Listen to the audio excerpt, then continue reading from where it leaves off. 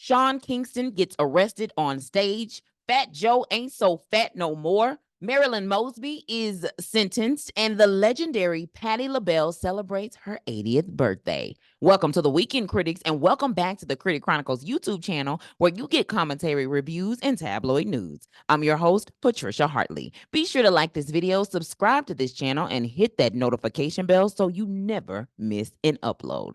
Happy Memorial Day weekend, and much love to all those who have served. We thank you for your service.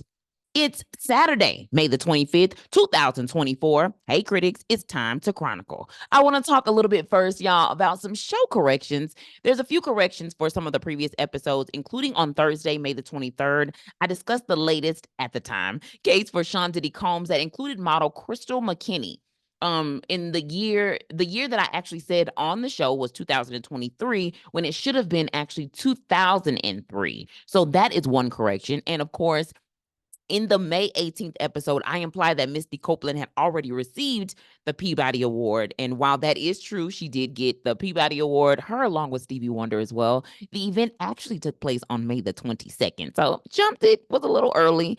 But wanted to share that information with y'all. Thank you for your patience with me. And thank you to my 15 subscribers that we already have without any sort of true promotion. I didn't have a rollout. I didn't do anything like that. I really just literally felt the spirit on April the 30th when it was supposed to be actually this weekend. I wasn't supposed to launch until this upcoming Monday, which was supposed to be a kickoff on Memorial Day weekend, right? Because when I think of the summer, I think Memorial Day weekend all the way to Labor Day. That's really like that's the East Coast kind of summer, right? Now, I wouldn't say that's a Southern summer, but I say that's more like what the East Coast considers to be, like a summer thing, whatever in that case may be. So in general, I'll just say that I'm glad that I actually started early. I got an opportunity to really get in there. But I want to say thank you to the folks who have emailed me. I've gotten a couple of emails, and also to my friends who just will text me. I appreciate it. But critics, do not be afraid to actually throw some things down there in the comments, because I want to know what you think. Now, up first, y'all, let's talk Black on the Cover. Y'all know our May series is going to highlight all of the individuals who are on the cover of some of the world's most notable magazines. And although I didn't quite get as many in for May, I will continue this on through the month of June. That way I can get more in. I already have 2 done. Women's World, that's what Tabitha Brown was featured on for the May 13th issue. And then also Maya Rudolph, she was on Town and Country's May issue as well. So both of those are linked below. Of course, I cannot leave without telling you our public library statement here at the Critic Chronicles. Our goal is to provide quality but juicy content from websites, digital magazines, and tabloids, most of which are sourced from our public library. Research from the National Library of Medicine show that there are an estimated 17,000 public libraries nationwide, totaling 4 million visits each day. Public libraries are civic organizations that are committed to providing invaluable resources beyond books that are free and open to the public. Get your library card to access thousands of resources today. Critics, it's time for tabloid news you can use. Let's talk the legendary American singer and actress, Miss Patti LaBelle. This past week, she celebrated her 80th birthday with a huge surprise birthday bash in New York. People magazine was there. They captured her beautiful entrance. They posted it on their Instagram page. She was looking so beautiful, gorgeous, lovely, and young, because, honey, she don't look nowhere near 80. So many folks were there, stars including Tamron Hall, Whoopi Goldberg, Gayle King, Gladys Knight, Tamar Braxton, Bevy Smith, Sway in the Morning, Sherry Shepherd, Debbie Allen, radio personality, Patty Jackson. You got Miss Tina Knowles. So many more. But everybody really turned out for the star-studded event. Although, you know who wasn't there? I'll tell y'all in a few minutes. Well, y'all know Patti LaBelle started her career in the girl group, Group LaBelle, excuse me. Patti then launched her solo career with her self-titled album in 1977, and she's been going ever since, with hits like Lady Marmalade. Also, People, excuse me, and On My Own. She also appeared in TV shows, including A Different World, Out All Night, and American Horror Story. Now, if you are a card holder, so I always talk about, being a library card holder, because Hoopla is the free digital platform in which you can get a lot of different resources. I want to point out a couple of these resources on Hoopla, including some classic digital Patti LaBelle resources, like her recipe book that's called Desserts. LaBelle, soulful sweets to sing about. And music-wise, you can catch Patti LaBelle's classic moments, the gold gospel according to Patti LaBelle, When a Woman Loves, and Miss Patty's Christmas, all available on Hoopla now. You can also get your Patty pies, and she also has a new pancake and waffles rollout at your local grocery store. So proud of Patty, way to go. And another Patty I want to give a shout out to is Miss Patty Jackson. Patty Jackson over on her YouTube channel. She is a radio personality out of Philadelphia. She says that Cardi B was supposed to be in attendance at Patti LaBelle's event. And you know, Cardi B and Patti LaBelle, what last year did a collaboration. And although I don't remember the details of the collaboration, folks seem to think that maybe Cardi B is expecting. That's what the rumor says. I don't see no reports out there that say that, but Patty Jackson says that folks are thinking that Cardi might be expecting. Patty also pointed out the fact that Fat Joe was there. And also there was other celebrities. There was a nice spread of a buffet, and she said not that many people were eating. And she said the spread was so nice. And I don't know if the Ozempic craze is really. I realize it's bigger than what I thought it was. Even she said Fat Joe, rapper Fat Joe, they say he ain't so fat no more. Well, thank you, Patty, for the insight, and congratulations, Patti LaBelle, on turning 80. And while we're talking about accolades, y'all, congratulations to Keke Palmer. She received Best Host Webby Award for her podcast, Baby, This is Keke Palmer. Also, Janelle Monáe, she gave the commencement speech to Loyola Marymount University. And Michelle Buteau, she has a brand new movie. It's called Babes. It's out in theaters now. They're calling it like a Bridesmaids meets Knocked Up. Now, the movie is rated R, so just kind of be aware. And another congratulations goes to Miss Angela Bassett. She received an honorary degree. I think it was an honorary doctorate degree from Spelman College. Spelman, if you ever looking for anybody else to give an honorary to, I would love to be honored one day.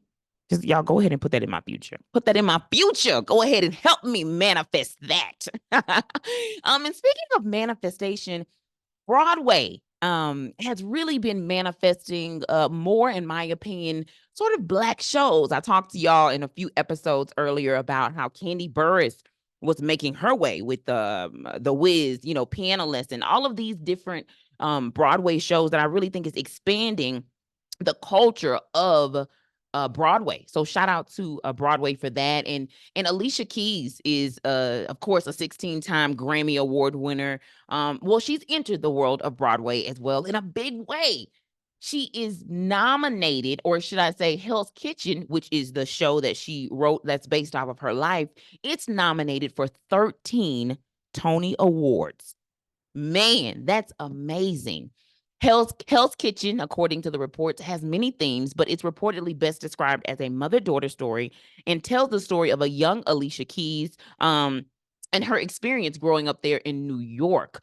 The 77th Tony Awards are scheduled to take place on June 16th and will air on CBS. So you can check it out to see how many awards Hell's Kitchen takes on. So shout out to Alicia for that. That's quite actually an accomplishment. And getting to Marilyn Mosby. So SandraRose.com reports that a federal judge has sentenced ex-Baltimore prosecutor Marilyn Mosby to 1 year home detention and 100 hours of community service following mortgage fraud and perjury convictions. Mosby reportedly used bogus COVID hardship claim to withdraw money from retirement accounts to buy 2 vacation homes in Florida.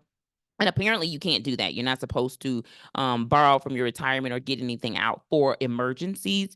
Mosby also made headlines in 2015 when she charged 6 police officers with the death of Freddie Gray. The 25-year-old Baltimore resident suffered critical spinal cord injuries in the back of a police van and later died at the hospital. Her lawyer, actually Marilyn Mosby's lawyer, was Angela Rye. I actually had a chance to meet A. Rye in the year may or may not be right or wrong. So maybe it was 2019 or so. She was out in Orlando, Florida. So I had a chance to go out and see her speak there at the University of Central Florida. So shout out to Miss Angela Rye for doing such a good job on that particular case. I'm not sure if you're this kind of lawyer. Actually, I don't think you are, but just in case, Sean Kingston got a lot of stuff that's going on that's related to fraud, Angela. I don't know if you can help him out, but I'll tell y'all what's going on. shout out first off to Sip with China. She broke the news to me via Instagram on Thursday, and I'm just now getting to it today. And since then, we've had a few more things that have evolved and developed. So rapper Sean Kingston, beautiful girls. So it's Sean and his mama. His mama name is Janice Turner. Janice? Ain't, ain't, ain't Sean Diddy Combs' mama named Janice? Enough of that. Let me just stay on topic. Well, according to the report, Sean Kingston and his mother Janice committed more than $1 million in fraud. The Associated Press reports that they did anything from money to jewelry to Cadillac Escalades and furniture. Those were all items that was listed in a document that talked about the fraudulent charges that's been brought against these two. The two were arrested after a SWAT team raided Kingston's home in Florida, while his mom was arrested at the home during the raid. Y'all, Kingston was performing in California, and they arrested him after his performance. Documents say that from October to March, they stole more than $200,000 from Bank of America, more than $100,000 from First Republic Bank. Wow. And Kingston's mother, unfortunately, she does have a history of fraud. She pleaded guilty back in 2006, according to the reports, to bank fraud for stealing over $160,000. And she actually served 1.5 years in prison. And in 2015, Kingston and his mom were also sued for $300,000 after they scammed a store out of 9 items. More on this story is to come. And I wonder, I didn't talk about this story, but there was a young lady who was a YouTuber, and no, she wasn't. I'm sorry. She was an OnlyFans girl, a white girl. And she killed her black boyfriend down there in Miami. And I don't know if it was sounding like it was supposed to be self-defense. It doesn't matter. Let's just say that her parents ended up seeming like they had covered up something from her regarding some sort of a laptop that was needed for the case. Okay. And when they went to arrest the parents, what they ended up doing was, it was like, excuse me, hi, we're here to whatever. And the officer was so nice to the parents of like, yeah, we just have to, we don't really know the details. They was just nice. It didn't sound like assertiveness needed to happen in that. I wonder if Sean was greeted with that same grace. And this wasn't killing. This was just a little fraud, right? I'm just saying. I wonder if he was treated like that when he was taken in, because her parents were in Texas and the case was in Florida, right? So yeah, Texas did the same thing. Sean was out here giving a concert out in California. They raided the home down in Florida. Okay. And then he's in Cali. They arrested him. I'm just saying, I wonder when he came off stage, because according to the video, they just, they arrest you. But bet he wasn't given the same grace. However, there is, of course, more on this story to come.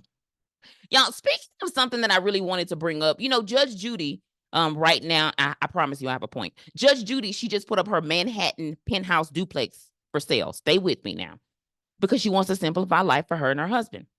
The house is listed for $9.5 million, and Judge Judy been all over judging the TV stuff for a long time. All right. Well, not only is she selling her penthouse, but she's suing the tabloids. And by tabloids, I mean National Enquirer and In Touch Weekly. The Associated Press reports that the judge has proof that the tabloids fabricated stories about her in order to make money for themselves, with no regard for the truth or reputation she has spent a lifetime cultivating. The judge says it's been multiple times that this has happened. Recently, with the story of her on a quest to save the Menendez brothers. Y'all know them rich kids that murdered their parents back in the day out in California. I think they're out now, actually. The judge also claims to have nothing to say about the case at all. So she hasn't even been saying anything about it. So I don't know if that's a plead the fifth, neither here nor there, or just the fact that y'all printed lies. I don't know. But I know she's suing them. So the National Enquirer, National Examiner, and American Media Inc. sincerely apologized to Judge Judy back in 2017 after they did misreport that she had brain disease and was fighting both Alzheimer's and depression. And although I was not a fan of your response about that young man who attacked that Judge Judy, hit him where it hurts. She's coming for money, She's coming for the money, hunty, as she should. And there's been some reports out there that I'm going to talk about this a little bit later on, but Travis Scott and apparently Alexander A.E. Edwards, they initially thought it was Travis and Tyga, both exes of the Kardashian clan, Kylie Jenner specifically, who's the baby of the family, who also has Kylie Cosmetics. Well, Mirror.com reports that there was a scuffle over at the Cannes Film Festival. And again, we originally thought it was Travis and Tyga. Well, apparently it was actually Travis and his pal AE that ended up getting into a altercation. And by pal, I mean that's the pal. AE is actually the pal to Travis Scott. So Travis got into a scuffle with AE near the DJ booth.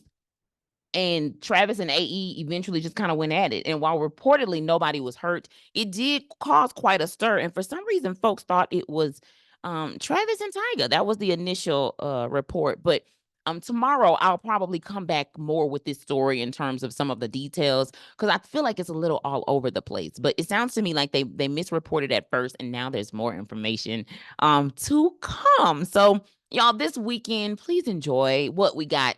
Memorial Day weekend on Monday. So everybody who has an additional holiday, y'all, please enjoy the day off. Check out the description box as well for more information about how to stay connected to the channel, and be sure to catch us here at the Critic Chronicles every weekend for uploads. And y'all know that tomorrow is still the weekend again, so we're going to be back with more.